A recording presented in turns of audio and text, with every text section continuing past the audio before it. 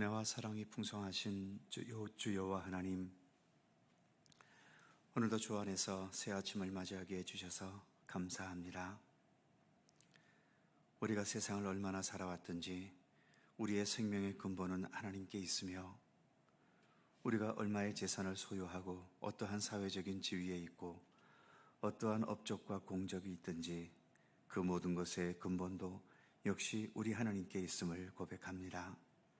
먼저 하나님께 감사할 수 있게 하시고, 먼저 하나님의 뜻을 앞세울 수 있게 하시며, 먼저 우리 주 예수 그리스도를 우리의 삶의 구주로, 또 우리의 삶의 인도자로 언제나 앞세우는 우리들의 믿음이 되도록 함께해 주시옵소서.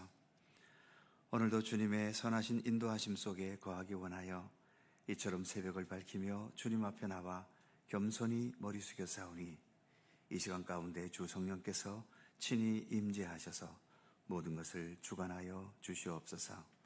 감사드리며 우리 구주 예수 그리스도의 이름으로 기도드립니다. 아멘. 하나님께서는 우리의 만남을 함께 찬송하죠.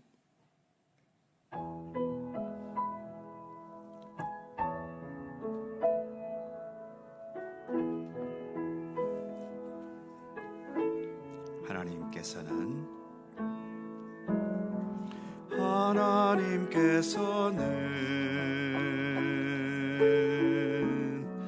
우리의 만남을 계획해 놓으셨네. 우린 하나 되어 어디든 가리라. 주 위에서라면 무엇이든 하리라. 당신과 함께 우리는 하나 되어 함께 건네 하늘 아버지 사랑 안에서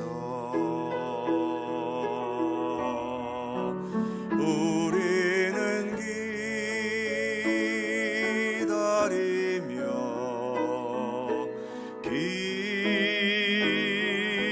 기도하네. 우리의 삶에 사랑 넘치도록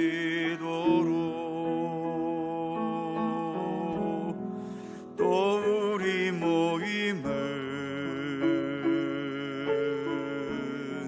주님만 따르리. 환난이 올지라도 주 함께 하시리. 또 우리 마음에 시험이 닥칠 때 어둠은 지나가고 새 아침 주시리. 우리는 하나 되어 함께 건네 하늘 아버지 사랑 안에서 우리는 기다리며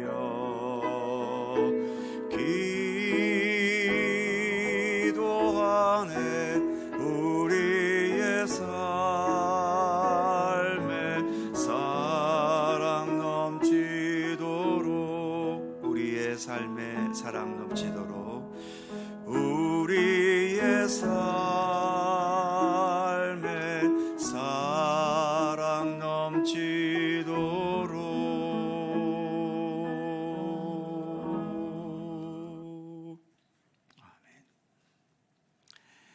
잠언 19장 11절입니다.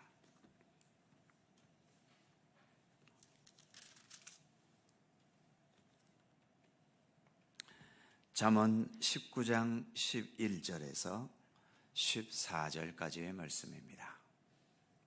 네 개의 절을 다 함께 한 목소리로 봉독합니다. 노하기를 더디하는 것이 사람의 슬기요 허물을 용서하는 것이 자기의 영광이니라.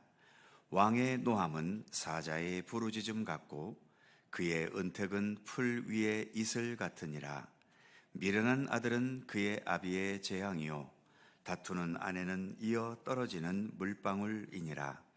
집과 재물은 조상에게서 상속하거니와 슬기로운 아내는 여호와께로서 말미암느니라. 아멘. 11절 말씀을 다시 보지요. 노하기를 더디하는 것이 사람의 슬기요 허물을 용서하는 것이 자기의 영광이니라. 노하기를 더디하라는 말씀은 잠언에서도 여러 차례 반복되는 말씀입니다. 반복된다는 것은 실수로 자꾸 말하는 게 아니라 그만큼 중요하다라고 하는 거죠. 특히 하나님의 성품을 말할 때 하나님은 노하기를 더디하시는 분이라는 표현이 성경에서도 여러 차례 있지 않습니까? 그러니까 노하기를 더디할 수 있는 것은 하나님의 성품을 닮아가는 것이고, 그래서 이것은 곧바로 사람의 슬기라고 본문은 말씀하고 있는 겁니다. 또한 11절 후반부에는 허물을 용서하는 것이 자기의 영광이다라고 말씀하고 있죠. 나에게 직접적인 해를 가한 사람을 용서한다는 것은 정말 쉽지 않습니다. 그러나 쉽지 않다는 이유 때문에 용서하는 것을 포기해버려서도 안 되는 거죠. 그래도 어떻게든 용서해보려는 노력과 의지를 멈추지 말아야 하는 겁니다. 주님께서 가르쳐 주신 주기도문에는 우리가 우리에게 잘못한 사람을 용서하여 준 것 같이 라는 내용이 있지요. 주기도문에는 우리가 행해야 할 행실 중에 우리가 선교하게 하시고 우리가 봉사와 헌신을 많이 하게 하시고 이런 내용은 없습니다. 오직 하나, 우리가 우리에게 잘못한 사람을 용서하여 준 것 같이 이 사실을 언급하고 있죠. 그러니까 이 용서의 문제만큼은 참 어렵고 힘든 것은 분명하지만 그럼에도 불구하고 결코 포기해서는 안 되는 겁니다. 이렇게 진실하게 남을 용서할 수 있는 것은 곧 자기의 영광이 된다라고 본문은 말씀하지요. 다시 주기도문을 언급한다면 우리가 우리에게 잘못한 사람을 용서하여 준 것 같이 우리 죄를 용서하여 주시고, 이렇게 남을 용서한다는 것은 곧바로 하나님 앞에서 우리의 죄가 용서함 받는 것과 직결되고 있습니다. 우리가 하나님께로부터 죄 용서함을 받는다면 결국 그것은 하나님의 영광이 우리에게 임하는 것 아니겠습니까? 그러니까 결론적으로 본문의 말씀처럼 남의 허물을 용서하여 주는 것은 곧 자기에게 영광이 되는 것이죠. 내가 내 스스로를 영광스럽게 할 수 있는 것은 노하기를 더디하면서 남의 허물을 용서하는 것에 있다고 본문은 말씀합니다. 그 다음 절인 12절 말씀을 보지요. 왕의 노함은 사자의 부르짖음 같고 그의 은택은 풀 위의 이슬 같으니라. 왕이 절대적인 권력을 가졌던 고대 시대에는 왕이 한번 노하게 되면 그것은 백성들에게는 본문의 표현처럼 사자의 부르짖음을 듣는 것 같은 공포 그 자체였죠. 실제로 백성들을 두렵고 무섭게 만드는 공포 정치를 행했던 왕들도 역사 속에서는 많이 있었습니다. 반면에 왕이 선한 마음으로 은택을 베푸는 것은 풀 위의 이슬과 같다고 본문은 말씀합니다. 풀 위의 이슬. 성경의 배경이 되는 중동 지역에는 건기와 우기가 있죠. 건기 때에는 반년 넘도록 비가 한 방울도 내리지 않습니다. 그럼에도 그 가뭄을 버티면서 말라 죽지 않게 하는 생명의 힘은 바로 이슬이 있기 때문이죠. 그러니까 건기 때의 이슬은 곧 생명과도 같습니다. 선한 왕은 바로 이 이슬처럼 백성들에게 희망과 용기를 가지고 살 수 있게 해준다는 거죠. 우리들은 왕은 아닙니다만 그럼에도 예수님께서는 우리들에게 너희는 세상의 소금과 빛이 되어야 한다고 말씀하셨지요. 그만큼 우리의 영향력이 생각보다 크다는 것을 예수님께서 인정해 주신 것입니다. 그래서 우리의 영향력을 아시고 너희는 세상의 소금과 빛이 되라고 하신 것 아니겠습니까? 우리 그리스도인들이 흐트러지고 망가지고 죄악된 모습을 보이게 된다면 세상은 우리로 인해 그만큼 더 어지럽고 혼탁해질 수밖에 없지요. 하지만 이 어지럽고 혼탁한 세상 가운데서도 우리 믿음의 사람들이 예수 그리스도 복음의 빛 가운데 거하면서 그만큼 우리가 진실하게 살아간다면 그만큼 더 세상을 아름답게 만들어갈 수 있는 겁니다. 하나님은 그런 강하고 선한 영향력이 우리 그리스도인들로 하여금 지닐 수 있게 해 주셨지요. 그런 면에서 우리들도 본문의 표현처럼 이 세상 속에서 풀 위에 이슬과 같은 그러한 생명의 영향력을 나타낼 수 있어야 할 것입니다. 그러한 우리들이 되도록 더욱더 기도하실 수 있기를 바랍니다. 그 다음 13절 말씀으로 넘어가지요. 미련한 아들은 그 아비의 재앙이요 다투는 아내는 이어 떨어지는 물방울이니라. 미련한 아들이 그 부모에게 재앙이라는 말씀도 잠언에서 여러 차례 반복되는 중요한 말씀입니다. 그리고 본문에서는 다투는 아내를 언급하고 있죠. 잠언이 기록된 시대 때에는 아내라는 특정한 대상을 두고 말한 것이겠지만 오늘날의 잠언이 기록되었다면 아내만이 아닌 남편도 포함되고 또 꼭 부부관계에만 적용되는 게 아니라 대부분의 모든 인간관계에도 적용될 수 있겠지요. 부부관계이든 부모 자녀 관계이든 또는 여러 인간관계이든 이런 관계에서 주로 다투고 큰소리치고 서로 신경전을 자주 벌이는 관계가 있는 것을 봅니다. 사람이 산다는 것은 평화가 기본이 되어야 하고 다툼은 어쩌다가 있어야 이게 정상이고 삶이 편안한데 다툼과 신경전이 우리의 삶의 기본이 되어버리면 삶은 불안할 수밖에 없습니다. 이러한 삶의 불안은 본문에서는 떨어지는 물방울과 같다고 표현하고 있죠. 떨어지는 물방울이라는 것은 지붕 천장에서 비가 새는 것을 말합니다. 혹시 경험해 보셨겠지만 집의 지붕에서 물이 샌다면, 물이 한 방울씩 떨어진다면 그 한 방울의 물은 별것 아니겠지만 그 한 방울 때문에 얼마나 우리의 삶이 짜증나고 흔들리고 불안합니까? 나 하나 다투기 잘하는 성품 때문에 우리의 가정이 또 우리의 교회가 그리고 우리의 사회가 그만큼 불안하고 짜증나는 분위기가 되고 마는 거죠.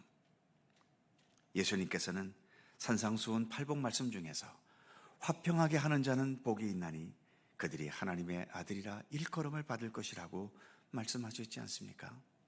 화평케 하는 자, 평화를 만들어가는 자, 바로 그것이 그리스도인들이 돼야 한다는 것을 말씀해 주셨던 것입니다. 같은 맥락에서 그 다음 절 14절은 이렇게 말씀하고 있죠. 집과 재물은 조상에게서 상속하거니와 슬기로운 아내는 여호와께로서 말미암느니라. 역시 이 말씀에서도 아내만 특정할 필요가 없지요.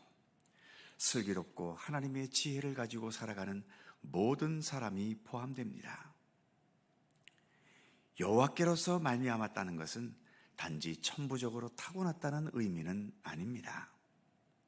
여호와 하나님과 함께하면서 슬기로운 자로, 아름다운 자로, 또 참된 사람으로 길러져 간다는 것입니다. 본문의 표현처럼 세상 재물은 부모 잘 만나서 태어날 때부터 부자가 되는 경우들이 많이 있지만, 진실한 믿음의 사람, 하나님의 슬기와 지혜를 가진 자들은 천부적으로 타고나는 건 아니지요. 살아가면서 주님을 배우고 주님을 의지하고 주님을 진실하게 따르려는 믿음과 경건의 훈련과 노력 속에서 키워져 가는 것입니다. 우리 모두가 주 안에서 더욱더 잘 길러지고 자라나는 슬기롭고 지혜로운 믿음의 사람이 되어서 내 자신도 평안하고 안정되고, 더 나아가 내 주변 모든 곳곳에 믿음의 사람으로서 선한 영향력을 나타낼 수 있는 하나님의 사람이 될 수 있기를 간절히 소망합니다. 기도하겠습니다. 거룩하신 하나님, 오늘도 잠언의 말씀과 더불어 하나님의 지혜를 향해 나아갈 수 있도록 이끌어 주셔서 감사합니다. 우리의 마음과 성품 속에 주님의 마음을 허락해 주셔서 노함과 다툼과 내 감정대로가 아닌 주님께서 우리에게 심어주신 하늘의 평안과 주님의 사랑과 그 따뜻한 마음으로 내 주변을 더 아름답게 만들어 나가는 하나님의 사람으로 살아가도록 인도하여 주시옵소서. 우리에게도 굳건한 평화의 의지를 주시고, 우리의 사는 세상은 이처럼 나라와 나라끼리 전쟁과 또 나라 안에서는 서로 관점이 다른 정치적인 그런 대립으로 인하여 하루도 조용할 날이 없이 늘 다툼과 분쟁의 소식만 듣지만, 우리가 하나님과 함께 더불어 동행하는, 또 화평케 하기를 원하시는 예수 그리스도를 따라 살아가는 믿음의 백성으로서 우리의 마음속에는 주님의 평화와 사랑과 또 위로의 의지가 더욱더 충만할 수 있도록 함께해 주셔서 언제 어느 곳에서나 그러한 주님의 사랑과 은혜를 나타낼 수 있으며 주님의 평화의 역사를 만들어 나가는 그러한 참된 그리고 능력 있는 그리스도인으로 살아갈 수 있도록 오늘도 우리를 붙들어 주시기를 간절히 빌고 원합니다. 오늘도 새날을 주셔서 감사합니다.